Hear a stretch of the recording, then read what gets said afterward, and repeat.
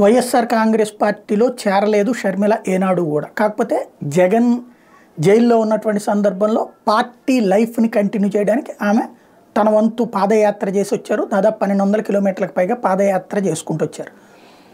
తద్వారా పబ్లిక్లో నుండి వచ్చిన ఆదరణ వలన ఆమెకి తను కూడా పెద్ద నాయకురాలు అవ్వాలి, తన అన్నతో సమఉజ్జి అయిన నాయకురాలు అవ్వాలన్న కోరికుంది. ఆ కోరిక తీరలేదు.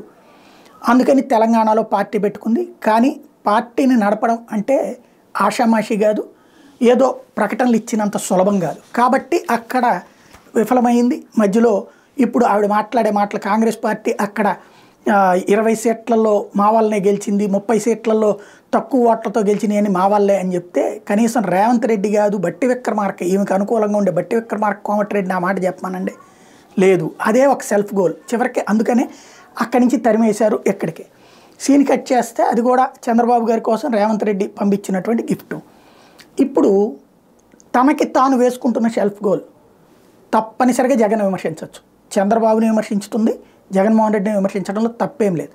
కానీ జగన్మోహన్ రెడ్డిని ఇంతకుముందు జగన్మోహన్ రెడ్డి మా అన్న వదిలిన బాణాన్ని అని చెప్పిన ఆవిడ జగన్ రెడ్డి నియంత అని మాట్లాడడంలో తప్పేం లేదు. ఎందుకంటే ప్రాంతీయ పార్టీ మీద జాతీయ పార్టీ నాయకురాలు. కానీ జగన్ రెడ్డి అని మాట్లాడడం ఒకప్పుడు అదే మాట మాట్లాడినప్పుడు పవన్ కళ్యాణ్ ఎందుకంటే నువ్వు పూర్తిగా పిలవ్వా అంటే లేదు, ఇంతకుముందు అదే పిలుస్తుంటే తప్పేం లేదు.